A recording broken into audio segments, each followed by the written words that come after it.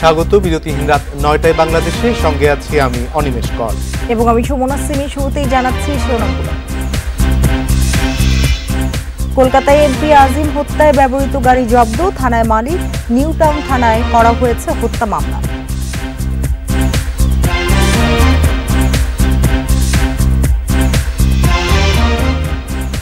MP আজিম হত্যায় শেরেবাংলানগর থানায় মেয়ে ডরিনের মামলা। বাংলাদেশ ও ভারতে গ্রেপ্তার ৫ জন।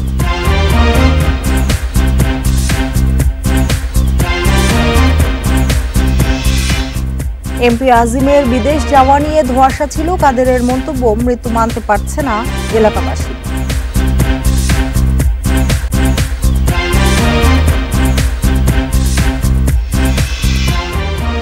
ষোলো বছরে ৪০% নবায়নযোগ্য জ্বালানি নিশ্চিতের লক্ষ্য সরকারের। মূল চ্যালেঞ্জ জমি ও অর্থায়ন।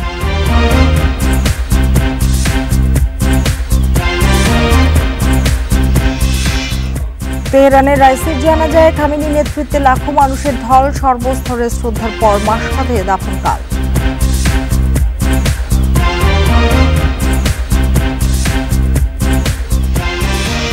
এবার পুরো খবর। কলকাতায় বাংলাদেশি এমপি আনোয়ারুল আজিম হত্যার তদন্তের দায়িত্ব দেওয়া হয়েছে সিআইডিকে। দ্রুত তদন্তের মাধ্যমে রহস্য উদ্ঘাটনের আশ্বাস দিয়েছে তারা। ঘটনায় বুধবার কলকাতার নিউ টাউনের একটি ফ্ল্যাটে তার মরদেহ পাওয়ার খবর পাওয়া যায়। একে হত্যা হিসেবে নিশ্চিত করেছে বাংলাদেশ সরকার। ঘটনায় ব্যবহৃত একটি গাড়ি জব্দ করেছে পুলিশ। নিউ টাউন থানায় দায়ের করা হয়েছে হত্যা মামলা।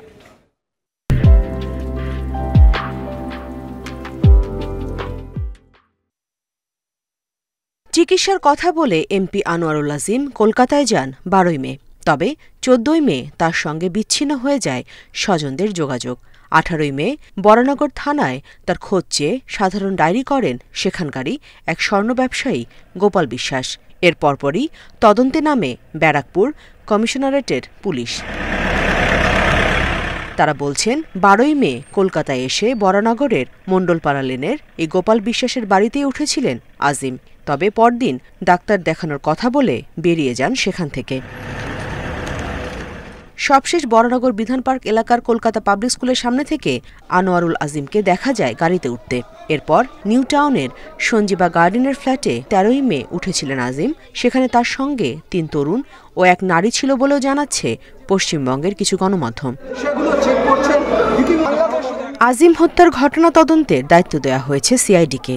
দ্রুত তদন্তের মাধ্যমে এই হত্যার রহস্য উদ্ঘাটনের আশ্বাস দিয়েছে তারা।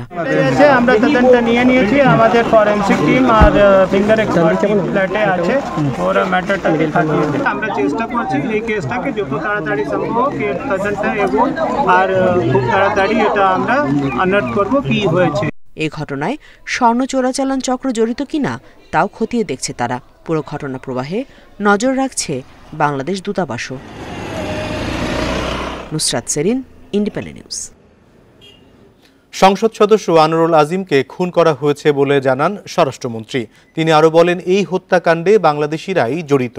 এরই মধ্যে ৩ জনকে গ্রেপ্তারও করা হয়েছে। দুপুরে ধানমন্ডিতে নিজ বাসভবনের সংবাদ সম্মেলনে সব কথা বলেন মন্ত্রী। নিখোঁজের ৮ দিন পর কলকাতায় একটি ফ্ল্যাট থেকে এমপির মরদেহ উদ্ধার করে পুলিশ। সবশেষ ১৩ মে ভারত থেকে পরিবারের সঙ্গে যোগাযোগ করেন ঝিনাইদহ ৪ আসনের এমপি আনার। ১৯ মে উদ্বিগ্ন হয়ে মেয়ে মুমতারিন ফেরদৌস ডরিন ডিবিকে অবহিত করেন। তারপর থেকে শুরু হয় অনুসন্ধান। নিখোঁজের ৮ দিন পর কলকাতায় পাওয়া গেল আনোয়ারুল আজিমের মরদেহ। কলকাতা পুলিশ পুরো বিষয়টি তদন্ত করছে। এরই মধ্যে সেখানে আটক করা হয়েছে ২ জনকে। তবে এই হত্যাকাণ্ডে বাংলাদেশিরা জড়িত বলে জানিয়েছেন স্বরাষ্ট্রমন্ত্রী।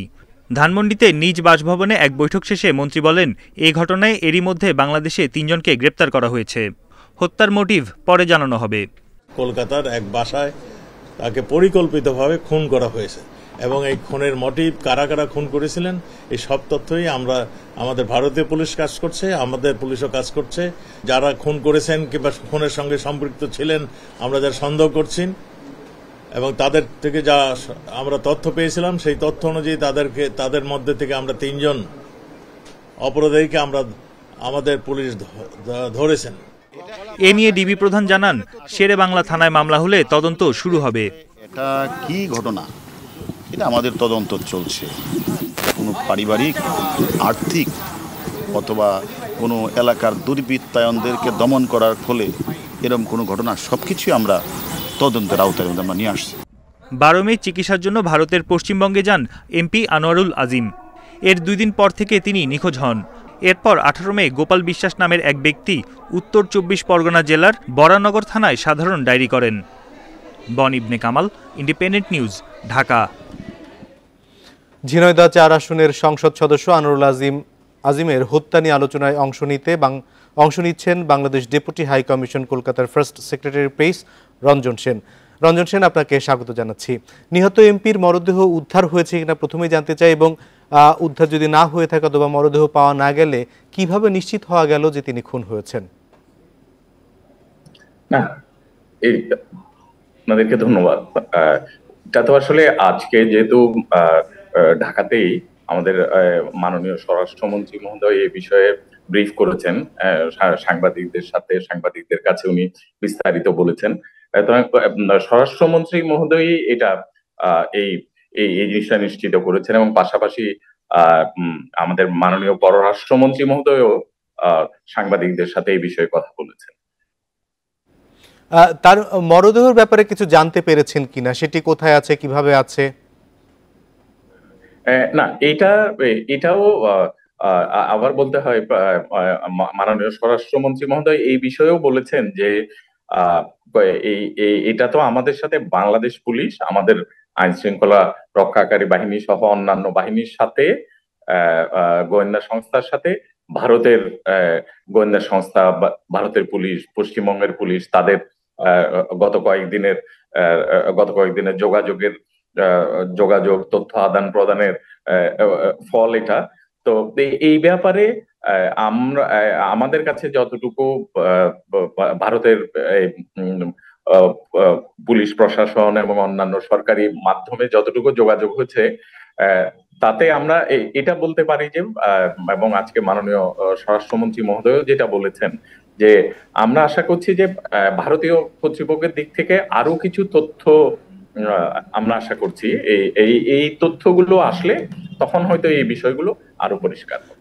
ঠিক কিভাবে তাকে খুন করা হয়েছে এই বিষয়ে সবশেষ কি তথ্য জানতে পেরেছেন আপনারা, এবং এখন পর্যন্ত কতজনকে আটক করা হয়েছে? এটা যেমন আজকে ঘটনাস্থল পরিদর্শন করে পশ্চিমবঙ্গ পুলিশের সিআইডির আইজি তিনি গণমাধ্যমের সাথে কথা বলেছেন। ওনারা যেটা বলেছেন যে উনাদের পশ্চিমবঙ্গের পুলিশ এবং ভারতের কেন্দ্রীয় গোয়েন্দা সংস্থা, তারা বিভিন্ন ফুটেজ, আমরা যেটা বলি ছবি, এবং সেই সূত্র ধরে বিভিন্ন জনের সাথে কথা বলে এই জিনিসগুলো, তারা যে তথ্যগুলো পেয়েছিলেন সেগুলো তারা আমাদের বাংলাদেশ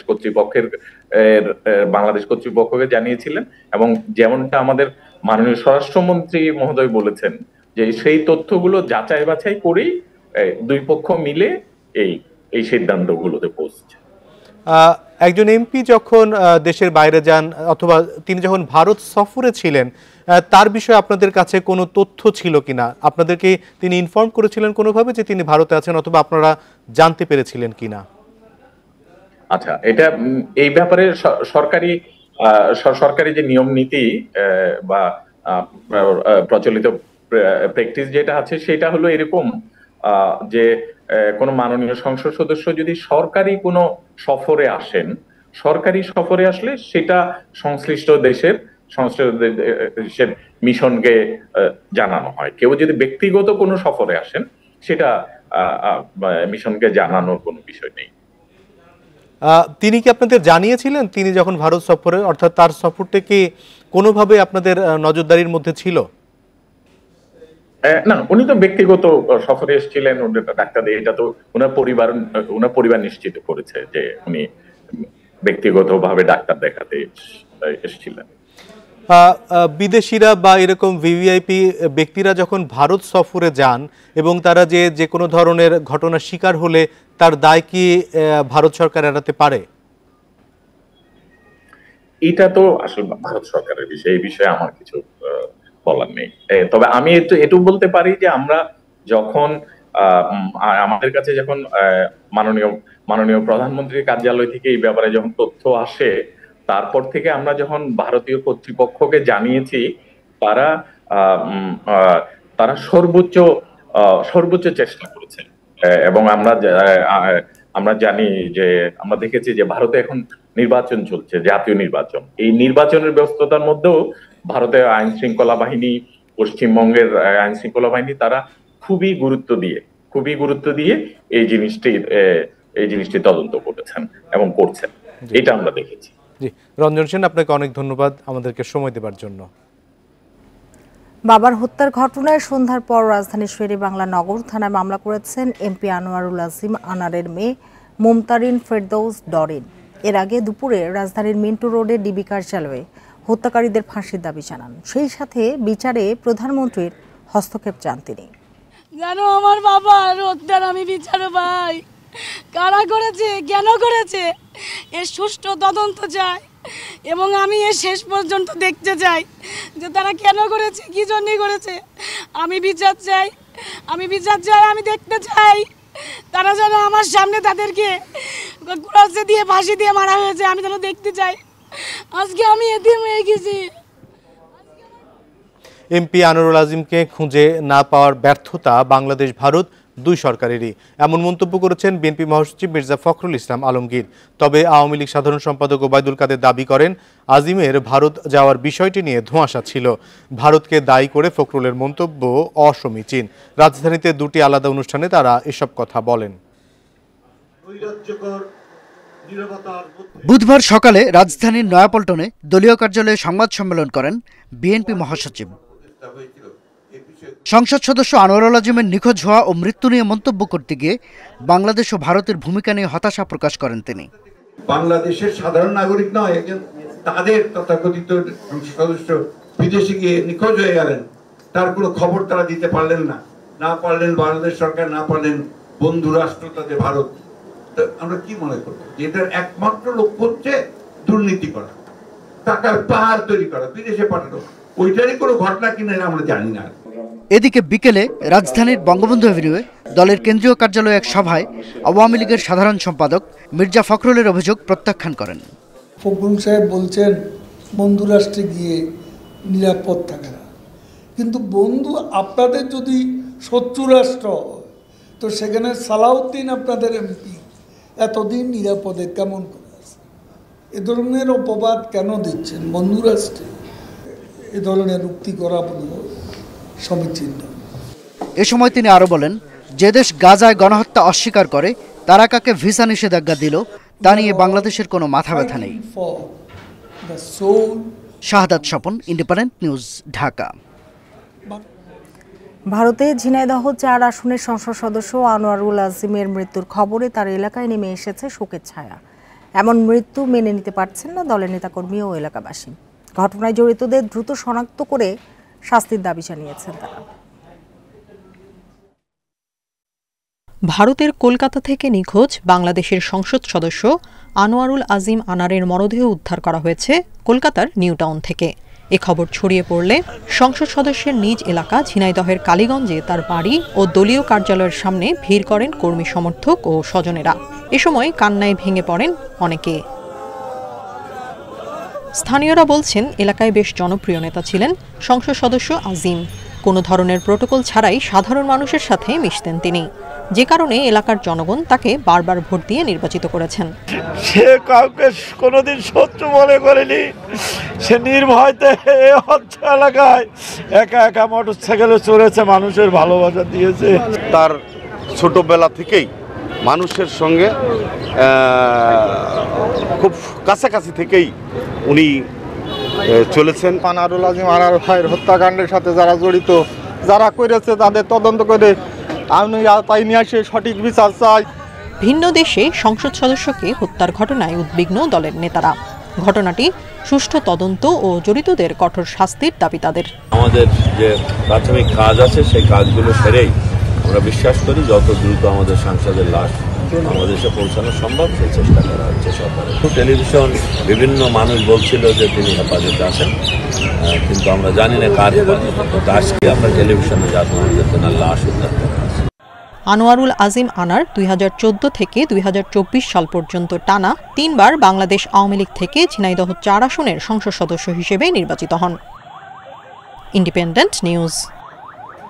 ঝিনাইদহ 4 আসনে টানা 3 বারের সংসদ সদস্য আনোয়ারুল আজিম আনার 12 মে কলকাতা যাওয়ার পর নিখোঁজ ছিলেন মঙ্গলবার পর্যন্ত। সেখানে অবস্থানের 10 দিনের মধ্যে শেষ 6 দিনই ছিলেন যোগাযোগ বিচ্ছিন্ন। বুধবার সকালে তার মৃত্যুর খবর দেয় কলকাতার পুলিশ। 12 মে চিকিৎসা ও বন্ধুর মেয়ের বিয়ে উপলক্ষে ভারতে যান এমপি আনোয়ারুল আজিম। দর্শনা চেকপোস্ট দিয়ে পশ্চিমবঙ্গে গিয়ে ওঠেন বরানগরের মণ্ডলপাড়া লেনের স্বর্ণ ব্যবসায়ী গোপাল বিশ্বাসের বাড়িতে। 13 মে ব্যক্তিগত সহকারী আব্দুর রউফের সঙ্গে কথা হয় আজিমের, আর সেদিনই চিকিৎসার জন্য দিল্লি যাওয়ার কথা বলে চলে যান বরানগরের বাসা থেকে। ফোনে যোগাযোগ না করতে বলেন গোপাল বিশ্বাসকে। 16 মে সকাল 7:45 আজিমের ফোন আসে আব্দুর রউফের কাছে। তখন ধরতে না পারলেও পরে ফোন করে তাকে আর পাননি রউফ। 18 মে আজিমের সন্ধান চেয়ে পশ্চিমবঙ্গের উত্তর 24 পরগনার বরানগর থানায় সাধারণ ডায়েরি করেন গোপাল বিশ্বাস। এরপরই তদন্তে নামে ব্যারাকপুর কমিশনারেটের পুলিশ। 22 মে বুধবার সকালে নিউ টাউনের সঞ্জীবা গার্ডেনের ফ্ল্যাটে যায় পুলিশ, মেলে তার মৃত্যুর তথ্য। আনোয়ারুল আজিম আনার ঝিনাইদহ 4 আসনে আওয়ামী লীগের সংসদ সদস্য। 2014, 2018 এবং 2024 সালে টানা 3 বার এমপি নির্বাচিত হন তিনি। Zahidul Bashar, Independent news, Dhaka. এবার অন্যান্য প্রসঙ্গ। কালো টাকার মালিকদের আবারও সাধারণ ক্ষমার সুযোগ দিচ্ছে জাতীয় রাজস্ব বোর্ড এনবিআর। তবে আসছে বাজেটে কর বাড়ছে 5%। কর্মকর্তারা জানিয়েছেন আগামী অর্থ বছরে 15% কর দিয়ে অবৈধ অর্থ সম্পদ বৈধ করা যাবে, যা নিয়ে প্রশ্ন তুলতে পারবে না কোনো সংস্থা। করোনায় টালমাটাল অর্থনীতির গতি পুনরুদ্ধারে 2020-21 অর্থ বছরের বাজেটে সরকারের নানা উদ্যোগের পাশাপাশি 10% কর দিয়ে অবৈধ সম্পদ বৈধ করার সুযোগ দেয় এনবিআর। বিধান করা হয় সুযোগ গ্রহণকারীরা কোথাও প্রশ্নের মুখে পড়বেন না। এনবিআরের হিসাবে তখন লুকোনো ফ্ল্যাট, টাকা ও বিনিয়োগ কর নথিতে দেখান 11,859 জন। বৈধ হয় প্রায় 20,000 কোটি টাকা, কর আসে 2,000 কোটি টাকা। দেশের অর্থনীতি এখনও নজিরবিহীন সংকটে। খরচ মেটাতে সরকারের যেমন দরকার বাড়তি টাকা, অর্থনীতিতেও অর্থের প্রবাহ বাড়ানো দরকার। তাই আবারও সম্পদ বৈধ করার সুযোগ অবারিত করতে চায় এনবিআর। কর্মকর্তারা জানান 15% কর দিয়ে গোপন ফ্ল্যাট, নগদ টাকা ও সঞ্চয়পত্র আয়কর রিটার্নে দেখানোর সুযোগ দেয়া হতে পারে। সুযোগ গ্রহণকারীরা আইনি জটিলতায় পড়বেন না এমন নিশ্চয়তাও থাকতে পারে। আমার যদি মনোবলটা দুর্বল হয়ে থাকে, আমি তখন সাদা টাকার থেকে কালো টাকা আয় করার চেষ্টা করব। কারণ সাদা টাকা আয় করলে আমার খরচ দিতে হবে 30%, আর যদি কালো টাকা আয় করি তাহলে আমার খরচ দিতে হবে 15%। এটা আসলে কোনো বিশ্বের কোথাও নেই। এই আইন একমাত্র বাংলাদেশেই চলে এবং এটা কোনোদিন কোনো অর্থনীতির জন্য ভালো না। অর্থনীতিবিদরা বলছেন অল্প কর দিয়ে কালো টাকা সাদা করার সুযোগ রাজস্ব ব্যবস্থায় নেতিবাচক প্রভাব ফেলে। কালো টাকার মালিকদের বিরুদ্ধে প্রশাসনিক ব্যবস্থা নেওয়ার পরামর্শ তাদের। বছরের পর বছর এই সুবিধা আপনার আছে এবং অন্য দিক থেকে আপনার এটার বিরুদ্ধে অ্যাকশন নেওয়ার মতো কোনো বড় ধরনের প্রাতিষ্ঠানিক কার্যক্রম নাই। তো ফলে সার্বিকভাবে এইটার কার্যকারিতা আর তখন কিন্তু থাকে না। সুতরাং আমি মনে করি যে প্রাথমিকভাবে যেটা সরকারের পক্ষ থেকে এখন করা দরকার সেটা হলো যে প্রাতিষ্ঠানিক উদ্যোগ নিয়ে কালো টাকা কমানো। 2022-23 অর্থ বছরের বাজেটে বিদেশে পাচার করা অর্থ মাত্র 7% কর দিয়ে ফিরিয়ে আনার সুযোগ দেয়া হয়, কিন্তু একজনও সে সুযোগ গ্রহণ করেনি। Ruhul Amin, independent news, Dhaka. 2041 সালের মধ্যে 40% নবায়নযোগ্য জ্বালানি নিশ্চিত করতে চায় বাংলাদেশ। এ লক্ষ্যে পৌঁছতে মূল চ্যালেঞ্জ জমি ও অর্থায়ন। নতুন কলাকৌশল ও বিনিয়োগের পরিবেশ তৈরি হলে নবায়নযোগ্য জ্বালানি উৎপাদনের অপার সম্ভাবনা দেখছেন বিশেষজ্ঞরা। দুপুরে ঢাকা বিশ্ববিদ্যালয়ের এক সেমিনারে বক্তারা এ নিয়ে তাদের পরামর্শ তুলে ধরেন। নবায়নযোগ্য জ্বালানির সম্ভাবনা যেমন আছে, চ্যালেঞ্জও কম নয়। বাংলাদেশ 2040 সালের মধ্যে 40% নবায়নযোগ্য জ্বালানি নিশ্চিত করতে চায়। লক্ষ্য অর্জনে দরকার $30 বিলিয়ন। ঢাকা বিশ্ববিদ্যালয়ের সিনেট ভবনে চলছে নবায়নযোগ্য জ্বালানি নিয়ে 2 দিনের মেলা ও সেমিনার। ইনস্টিটিউট অব এনার্জি ও গ্রিন টেক ফাউন্ডেশনের আয়োজনে প্রদর্শনীর পাশাপাশি থাকছে টেকনিক্যাল সেমিনার। সেমিনারে বক্তারা বলেন, পরিবেশ ও ভবিষ্যতের জন্যই নবায়নযোগ্য জ্বালানির দিকে যাওয়া উচিত। এতে বড় সমস্যা জমির সংকট। ডিজেল চালিত সেচ পাম্পগুলোকে সোলার পাম্পে রূপান্তরিত করার তাগিদ দেন বক্তারা। আমাদের কিন্তু কোনো we have no at least lack of intention for development of the renewable energy. Rather যেটা হচ্ছে যে আমরা কিন্তু we are open যে যখন যারা আসে আমরা কিন্তু বসে আছি সবাইকে দেওয়ার জন্য। 2041 সালের মধ্যে 30,000 মেগাওয়াট রিনিউয়েবল এনার্জি বা ক্লিন এনার্জি এরাই বলুন এখনো জেনারেট করতে চাই, তাহলে অ্যাটলিস্ট $30 বিলিয়ন আমার ইনভেস্ট করলাম। সেই $30 বিলিয়ন কীভাবে আসবে? Development partner is ready to invest. আমাদের জন্য সেই প্ল্যাটফর্মটা তৈরি করে দিতে হবে ডেভেলপমেন্ট পার্টনারদের, যে তারা যাতে এটা ইনভেস্ট করতে পারে। বক্তারা বলেন, যথাযথ বিনিয়োগ হলে ঢাকা ও আশেপাশের এলাকার বাসাবাড়ির ছাদ থেকে 5,000 মেগাওয়াট বিদ্যুৎ উৎপাদন সম্ভব। আমাদের আদার যে সমস্ত নিউ এনার্জি যেগুলি আছে, রিনিউয়েবলস নিউ এনার্জি, সেই নিউ এনার্জিগুলির জন্য আমাদের কিন্তু সেই রকম ক্যাপাসিটি ডেভেলপ করতে হবে। ছাদে সোলার প্যানেল বা বিদ্যুৎ নিয়ে আমরা টেকনিক্যাল স্টাডি করেছি। আমরা দেখেছি যে ঢাকা ও এর আশপাশের এলাকায়, বিশেষ করে গাজীপুর সাভারের এলাকার ছাদে সোলার থেকে 5,000 মেগাওয়াটের বেশি বিদ্যুৎ পেতে পারি। আমাদের পর্যাপ্ত জমি নেই, কিন্তু আমাদের ছাদ রয়েছে। নবায়নযোগ্য জ্বালানির উৎপাদন বাড়াতে শিগগিরই একটি নীতিমালা চূড়ান্ত করতে যাচ্ছে সরকার। Mahmudul Hasan, independent news, Dhaka. আমেরিকার বিপক্ষে হারের পর দেশের উইকেট নিয়ে নাজমুল শান্ত সমালোচনা করায় হতাশ ও ক্ষুব্ধ প্রথম টেস্ট অধিনায়ক নাইমুর রহমান দুর্জয়। বলছেন, তারকাদের কাজ পারফর্ম করা অজুহাত দেয়া নয়। অন্যদিকে দ্রুত ভুল শোধরানোর পরামর্শ প্রধান নির্বাচকের। তা না পারলে বড় পরিবর্তন আনা হবে বলেও জানিয়েছেন গাজী আশরাফ হোসেন লিপু। জিম্বাবুয়ের বিপক্ষে টি-20 দাবি মেটাতে পারেনি ব্যাটাররা। শান্তর ব্যাখ্যা, উইকেট ছিল কঠিন। আমেরিকাতে সহজ উইকেট পেয়ে সেই শান্তই বললেন, দেশের উইকেটে খেলার কারণে এমন হার। এমন অজুহাতে বিস্মিত দেশের প্রথম টেস্ট অধিনায়ক।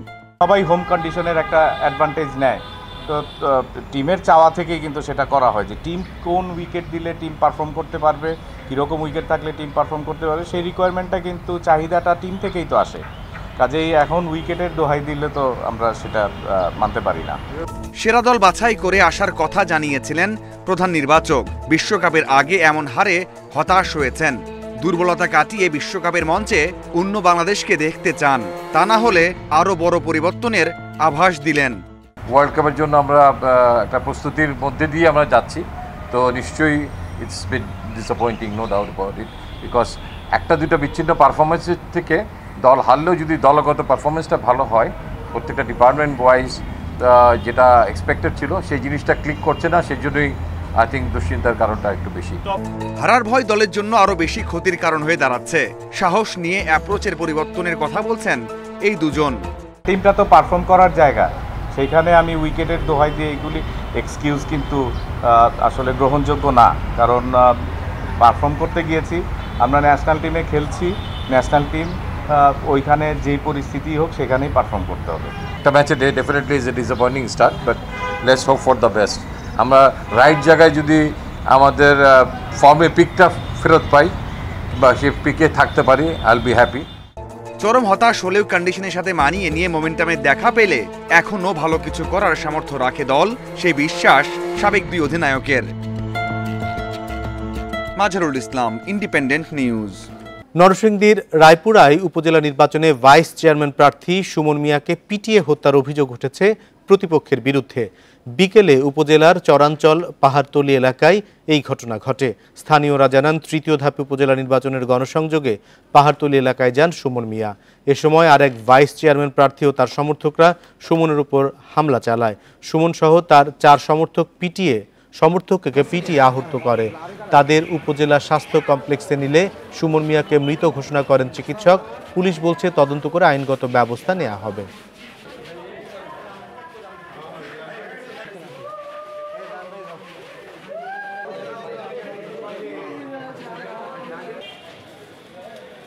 তো এখনও আমরা ঘটনার বাকি বিষয় তদন্ত করে দেখতেছি কিভাবে কি ঘটনা ঘটছে। এই বিষয়ে কেউ যদি দোষী থাকে আইন অনুযায়ী তাদের বিরুদ্ধে ব্যবস্থা গ্রহণ করা হবে। এই মুহূর্তে আমাদের 5 থেকে 6টি টহল টিম তারা রায়পুরা উপজেলার বিভিন্ন জায়গায় টহল দান করতেছে। দক্ষিণ পশ্চিম বঙ্গোপসাগরে একটি লঘুচাপ তৈরি হয়েছে। এটি আরও ঘনীভূত হয়ে বৃহস্পতিবার দুপুরের মধ্যে নিম্নচাপে পরিণত হতে পারে। তবে ঘূর্ণিঝড় রেমালে রূপ নেবে কিনা, কতটা শক্তিশালী হবে বা কোন অঞ্চলে আঘাত হানবে তা আরও 2 দিন পর বোঝা যাবে বলে জানিয়েছে আবহাওয়া অফিস। ঘূর্ণিঝড় বা নিম্নচাপ যাই হোক না কেন, রোববার থেকে সারা দেশে ভারী বৃষ্টির সম্ভাবনা রয়েছে। এদিকে গত কয়েকদিন ধরে রাজধানী সহ দেশের বিভিন্ন এলাকায় আবারও বেড়েছে গরমের তীব্রতা। ঢাকা, চট্টগ্রাম, যশোর সহ 9 জেলা এবং সিলেট বিভাগে বয়ে যাচ্ছে মৃদু তাপপ্রবাহ। মঙ্গলবার দেশের সর্বোচ্চ তাপমাত্রা রেকর্ড করা হয় চুয়াডাঙ্গায় 37.5 ডিগ্রি সেলসিয়াস। এ সময় সর্বোচ্চ বৃষ্টি রেকর্ড করা হয় পটুয়াখালীতে 64 মিলিমিটার। নিম্নচাপ হোক বা সাইক্লোন হোক, তার হিট করার আগ পর্যন্ত এটা বৃষ্টি কমে যায়। তবে যখন একটা যে সিস্টেমটা গ্রো করেছে, এই সিস্টেমটা যখন কোস্টের কাছাকাছি চলে আসবে সেই সময় বৃষ্টি বেড়ে যাবে এবং দেখা যাচ্ছে যে আপনার 25 তারিখ পর থেকে সারা দেশে একটা ভারী বর্ষণের সম্ভাবনা রয়েছে। এটা বেসিক্যালি 25, 26, 27 তারিখে। এটা যদি সাইক্লোন নাও হয় তারপরও একটা ভালো বৃষ্টির সম্ভাবনা রয়েছে। হিট স্ট্রোকে আক্রান্ত হয়ে মঙ্গলবার আহমেদাবাদ হাসপাতালে ভর্তি হন বলিউড তারকা শাহরুখ খান। পরে প্রাথমিক চিকিৎসা নিয়ে হাসপাতাল ছাড়েন বলে বুধবার জানিয়েছে ভারতের গণমাধ্যম ইন্ডিয়া টুডে। এতে বলা হয়েছে, 2 দিন আগে কলকাতা নাইট রাইডার্সের খেলা দেখতে গুজরাটের আহমেদাবাদে যান শাহরুখ খান। খেলা শেষ হলে আইটিসি নমরদা হোটেলে পৌঁছান শাহরুখ ও তার দল। পরের দিন শারীরিক অসুস্থতা বোধ করলে স্থানীয় সময় মঙ্গলবার বেলা 1টায় কেডি হাসপাতালে নেওয়া হয়। প্রাথমিক চিকিৎসা দিয়ে ছেড়ে দেওয়া হয় তাকে। বর্তমানে শাহরুখের শারীরিক অবস্থা স্থিতিশীল রয়েছে বলে জানিয়েছে গণমাধ্যমটি। ভারতের গুজরাটে তীব্র দাবদাহ চলছে, সেখানে তাপমাত্রা 45 ডিগ্রি সেলসিয়াসে পৌঁছেছে। জারি করা হয়েছে রেড অ্যালার্ট।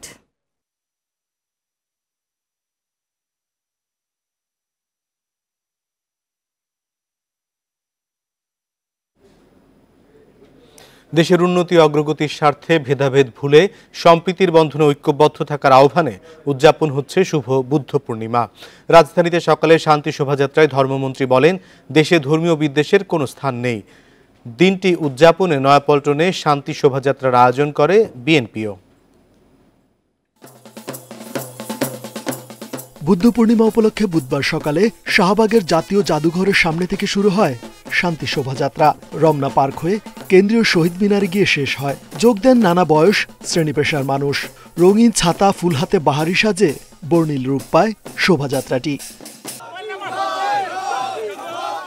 এর আগে শান্তির প্রতীক পায়রা উড়িয়ে আনুষ্ঠানিক উদ্বোধন করেন ধর্মমন্ত্রী ফরিদুল হক খান। মানুষের কল্যাণ ও শান্তি প্রতিষ্ঠায় গৌতম বুদ্ধের অহিংসা ও সাম্যের বাণী স্মরণ করেন। এ সময় সম্প্রীতির বন্ধনে ঐক্যবদ্ধ থাকার আহ্বান জানান তিনি। গন্ডগোল, যুদ্ধ, মৃত্যু সবকিছু চোখের সামনে ভেসে উঠছে। আজকে সেগুলো থেকে ফিরে আসতে হলে আজকে গৌতম বুদ্ধের যে বাণী, এটা অপরিহার্য আজকে দিনের জন্য। গৌতম বুদ্ধের জীবনাদর্শ থেকে শিক্ষা নিয়ে সকল বাংলাদেশকে শান্তিপূর্ণ দেশ হিসেবে গড়ে তুলতে অবশ্যই ভূমিকা রাখবেন। শোভাযাত্রায় প্রধানমন্ত্রীর বিশেষ সহকারী বিপ্লব বড়ুয়া বলেন, বঙ্গবন্ধুর আদর্শে প্রধানমন্ত্রী শেখ হাসিনার নেতৃত্বে অসাম্প্রদায়িক বাংলাদেশের সুনাম ধরে রাখতে হবে সবাইকে। ধর্মের বিশ্বাসের ভিত্তিতে এই বাংলাদেশকে খণ্ড বিখণ্ড করা হয়েছে এবং বাংলাদেশের বদনাম হয়েছে। পৃথিবীর বিভিন্ন দেশের মানুষ এটি তারা দেখেছে। আজকে বঙ্গবন্ধু শেখ হাসিনা পুনরায় অসাম্প্রদায়িকতাকে তিনি ফিরে এনেছেন এবং সেটিকে রক্ষা করার জন্য যে আমার আপনাদের সকল ধর্মের মানুষকে ঐক্যবদ্ধ হতে হবে। বুদ্ধ পূর্ণিমা উপলক্ষে বিএনপির পক্ষ থেকেও শান্তি শোভাযাত্রার আয়োজন করা হয়। নয়াপল্টনের দলের কেন্দ্রীয় কার্যালয়ের সামনে থেকে শুরু হয়ে নাইটেঙ্গেলের মোড় ঘুরে আবারও নয়াপল্টনে গিয়ে শেষ হয় শোভাযাত্রাটি। রেজওয়ানুল হক, ইন্ডিপেন্ডেন্ট নিউজ, ঢাকা। পরিবেশ বান্ধব ও ভিন্নধর্মী হস্তশিল্প পণ্য নিয়ে এসএমই মেলায় অংশ নিয়েছেন ক্ষুদ্র মাঝারি উদ্যোক্তারা, যাদের 60%ই নারী। তারা বলছেন, সরকারের সহায়তা পেলে সারা বিশ্বে ছড়িয়ে পড়বে এসব পণ্য। শিল্প সচিব বললেন, উদ্যোক্তাদের কিছু পণ্যের জিআই স্বীকৃতি দিতে কাজ করছে মন্ত্রণালয়। শাহেদা আখতার বাবার কাছ থেকে শিখে তৈরি করেন দেশীয় বিভিন্ন হস্তশিল্প পণ্য। তার এসব পণ্য রপ্তানি হয় বিশ্বের বিভিন্ন দেশেও। শহরে বাস করি, সেই ক্ষেত্রে দেখা যায় যে আমাদের গাছের প্রয়োজনীয়তা অনেক বেশি। এটা বেস করে আপনার হচ্ছে প্রত্যেকটা প্রোডাক্টে আমার হচ্ছে ন্যাচারাল গাছগুলো দেওয়া। শাহেদার মতো এমন উদ্যোক্তারা নকশিকাঁথা, কারুশিল্প, চামড়া, পোশাক সহ হাজারো পণ্য নিয়ে এসেছেন রাজধানীর এসএমই মেলায়। যদিও এসব পণ্যের দাম নিয়ে অভিযোগ আছে ক্রেতাদের। সম্পূর্ণ হাতের ছোঁয়ায় তৈরি, এখানে বেকারত্ব দূরীকরণের একটা সুযোগ রয়েছে। ওনারা বলছে ডিসকাউন্ট দিচ্ছে, বাট আমার মনে হচ্ছে যে প্রাইসটা আরেকটু রিজনেবল করা যায়। এবারের মেলায় শিক্ষার্থী উদ্যোক্তাদের অংশগ্রহণ চোখে পড়ার মতো। মৃৎশিল্প, চিত্রাঙ্কনের মতো উদ্ভাবনীয় বৈচিত্র্যময় এসব পণ্য নজর কাটছে সবার। এই কমার্স ওয়েবসাইটের মাধ্যমে একদম বাসায় বসে হোম ডেলিভারির মাধ্যমেও বাংলাদেশে যে মৃৎশিল্প পাওয়া যায় এই জিনিসটা প্রচলন করছি। আমি এটাকে আপসাইক্লিং করছি, মাঝে মাঝে সেগুলোতে চুড়ি বানাচ্ছি, প্যাচ ওয়ার্কের চুড়ি, আর আমি দেখতে পাচ্ছি এগুলোর ভালো চাহিদা, মানুষজন ভালোভাবে অ্যাকসেপ্ট করছে। সারা দেশের উদ্যোক্তাদের তুলে আনতে কাজ করছে এসএমই ফাউন্ডেশন। গত 14 বছরে 3 লক্ষ কোটি টাকার ব্যাংক ঋণের ব্যবস্থা হয়েছে এই খাতে। তাদের বিভিন্ন নীতি সহায়তা দিচ্ছে শিল্প মন্ত্রণালয়। রিটেলার আছেন, তারা আসেন, বিদেশি ক্রেতারা আসেন, তাদের প্রতিনিধিরা আসেন।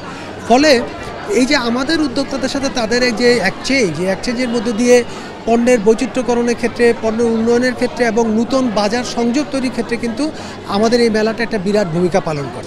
আমাদের এই প্রোডাক্টগুলো যেন বৈশ্বিক মানের হয় সেই কোয়ালিটিটার দিকে আমরা নজর দিচ্ছি, এবং এই উদ্যোক্তা ছোট ছোট উদ্যোক্তাদের আমরা কিভাবে প্রমোট করতে পারি, তাদেরকে কীভাবে ফ্যাসিলিটেট করতে পারি সেই বিষয়ে আমরা কার্যক্রম করছি।